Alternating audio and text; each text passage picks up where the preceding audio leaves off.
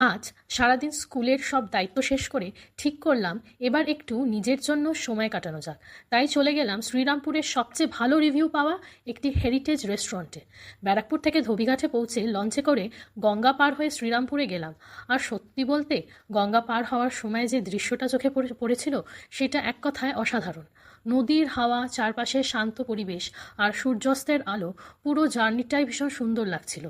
শ্রীরামপুর ঘাট থেকে মাত্র কয়েক মিনিটে ওয়াকিং ডিস্টেন্সেই পৌঁছে গেলাম ডেনমার্ক ট্যাভার্নে। খাবারের কথা বললে every single dish was absolutely delicious. আমি নিয়েছিলাম paneer pepperoni pizza, masala French fries আর সঙ্গে ছিল cranberry flavoured Breezer. Oh please, ব্রিজারটা অ্যালকোহলিক নয়, সেটি একটি নন অ্যালকোহলিক ড্রিঙ্ক।